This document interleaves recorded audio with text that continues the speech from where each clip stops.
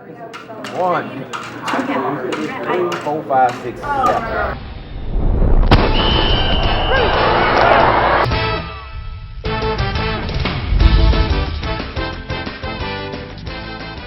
Kevin Anderson loves football. He dreams of becoming an NFL analyst on ESPN and working with his icon, Chris Berman.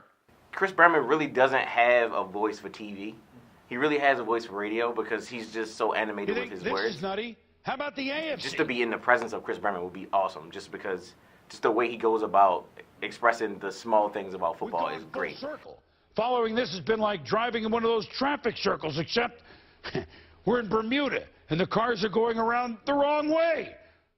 Kevin's deep passion for the game of football began when he was just 5 years old. My neighbors used to play football all the time. We used to play football together, and they was like, yo, you should come play with us, and we play for this team. And I was like, where's the team? So I came to a couple of practices, and boom, coach was like, let's play. Today, his love for the game is stronger than ever. My love for football is vastly greatly improved since then. Like then, I just loved to play. Now I love to play. I love to watch. I break down stuff. I watch ESPN literally every day.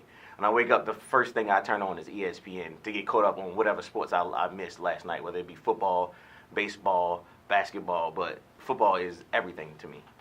However, in order to attain his dream, Kevin Anderson must battle a new opponent, school.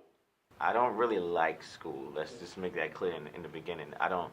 School is something that I've been told as a young kid that I have to do. I have to complete certain stages of school to be able to do what I want to do.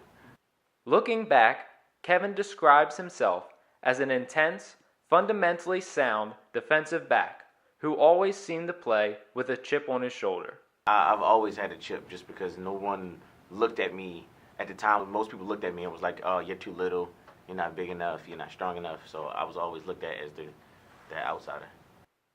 Kevin demonstrated this on the first play of his high school football career. I had the bubble guts just like anybody else. This is my first play, and literally they run the ball right at me on my first play and on a sweep. And I'm out there on the island by myself, and this guy's coming at me. And at the time, I'm not that big. So the guy's probably closer to 150. And literally, I just lowered my helmet, and I actually made a decent tackle, and that's how it all started. Today, Kevin translates that mentality into everything he does. Now, when it comes to anything competitive, I'm a competitive guy. So literally, when it comes to trying to being in front of the camera and doing and to analyze film and to actually like sportscast everything, like it's a whole competition for me. So to watch somebody else do it, I feel like, okay, cool. If you're doing it this way, how can I take what you just did and do it 10 times better? Throughout his academic career, Kevin's schoolwork has often clashed with his sometimes obsessive love for football. In college now is almost impossible, especially with the technology we have now. With our cell phones, our computers, our laptops, our iPads. Literally, I have sports at my fingertips at any given moment. So literally, most of my day is football related. I'm in my phone at least a good maybe 3 hours a day just looking at football stuff. As a freshman, Kevin considered dropping out of school and pursuing his dream from a different angle. My freshman and sophomore year, it was sports, everything, football, everything, and I was like, okay, well, I can get there.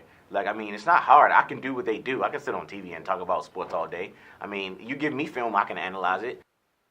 When Kevin was at his lowest point, it was his parents who encouraged him to remain in school. What happens is I used to watch another show. I used to pay attention more so to a particular analyst besides Chris Berman, but his name is Stephen A. Smith.